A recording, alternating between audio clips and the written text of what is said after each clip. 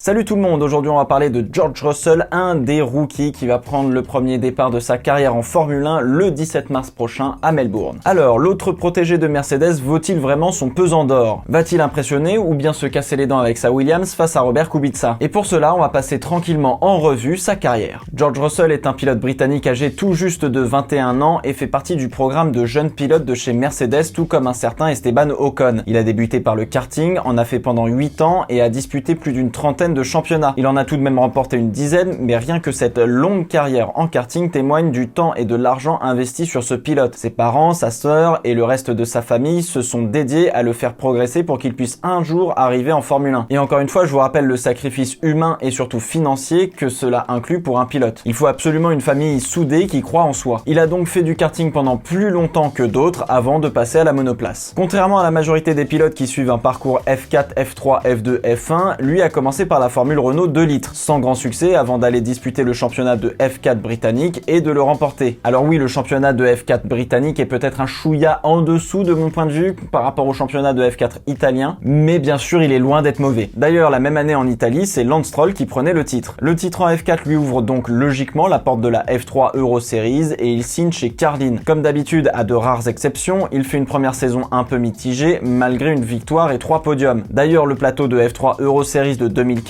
est très fourni en noms que vous connaissez sûrement. Rosenqvist, champion devant Giovinazzi, Charles Leclerc 4e devant Stroll et George Russell suivi d'Alexander Albon. Et un peu plus loin, on retrouve entre autres Santino le furieux Ferrucci, Sergio Sette Camara, Pietro Fittipaldi ou encore le français Dorian Boccolacci. Logiquement, en 2016, Russell remet le couvert en F3 Euro Series et termine 3e du championnat derrière Lance Stroll et Maximilian Günther, avec tout de même 2 victoires et 9 podiums à son actif pour le compte d'Hi-Tech GP. En janvier 2017, il rejoint le programme de jeunes pilotes de Mercedes avant de signer en GP3 chez Hart Grand Prix, autre grande équipe de formule de promotion française cette fois-ci. Mais alors pourquoi ne pas avoir signé directement en F2? Je suppose, et je dis bien je suppose, qu'au vu de la grille 2017 de F2, les bons baquets ont été pris par des pilotes amenant sûrement plus de budget que Russell, même avec le soutien de Mercedes. Il faut dire qu'il a été soutenu à partir de janvier, ce qui fait peut-être un petit peu court pour trouver tout de suite un baquet en F2. Et puis pourquoi pas apprendre tranquillement en GP3 dans une bonne écurie avant d'aller en F2. Et bien c'est ce qui s'est passé. Champion en GP3 avec 4 victoires et 7 podiums avant de passer en F2 toujours avec Hart Grand Prix, équipe fondée et longtemps dirigée par un certain Frédéric Vasseur. D'ailleurs en 2018, les F2 introduisaient une nouvelle voiture équipée d'un moteur V6 turbo de 3,4 litres. Et ce moteur se rapproche plus des moteurs de F1 en termes de pilotage que les V8 atmosphériques d'avant, ce qui pourrait faciliter, on va dire, le passage de la F2 à la F1 dans une certaine mesure. Pour 2018, Russell est annoncé comme pilote de réserve et assiste à tous les Grands Prix de Mercedes. Exactement ce que va faire Esteban Ocon cette année. C'est une bonne expérience de prise du fait que Russell a pu apprendre et analyser notamment la manière de travailler de Lewis Hamilton. Et c'est pas rien quand même. Russell fait une belle campagne 2018 de F2, contrairement à Lando Norris dont on vante beaucoup plus les mérites. Relativement sage et calme lors de ses manœuvres, montrant une belle intelligence de course, il égale le record de Charles Leclerc de 7 victoires sur une saison et réalise 11 podiums. Et malgré un marché des transferts très animé en F1, il trouve finalement sa place de titulaire au sein de Williams pour débuter aux côtés de Robert Kubica. Russell suit un parcours un petit peu similaire à celui de Charles Leclerc.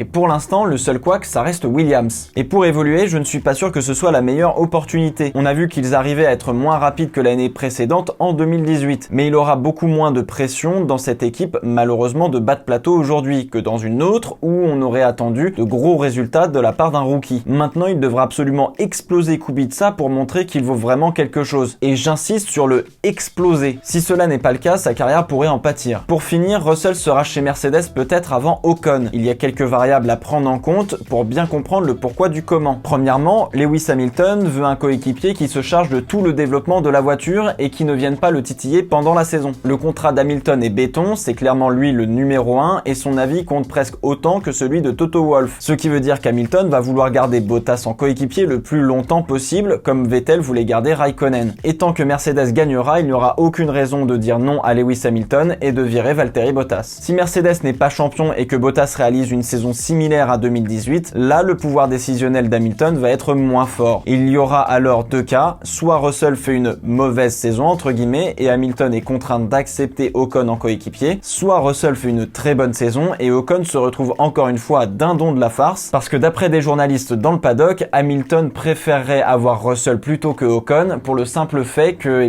Russell est un petit peu moins expérimenté et forcément un petit peu moins beau qu'Esteban Ocon. Et il y a une situation bonus, si Mercedes et Hamilton perdent le championnat et qu'on force Hamilton à prendre Ocon pour coéquipier, le pilote britannique pourrait simplement dire au revoir à la F1 par exemple. Mais cette situation n'arrivera probablement pas. Bah oui, Toto Wolff est assez intelligent pour savoir l'impact de performance et marketing que le départ d'Hamilton engendrerait. Je ne sais pas si Russell sera multiple champion du monde de Formule 1, mais en tout cas c'est un des très très bons pilotes à surveiller et qui viendra sûrement se battre avec Leclerc, Verstappen, etc. dans le futur. J'avoue que j'avais un petit peu de mal avec lui au début, mais maintenant je suis très curieux de le voir évoluer. Faut-il encore qu'il ait une voiture qui roule, et ça pour l'instant c'est pas gagné. Et vous George Russell, vous en pensez quoi ?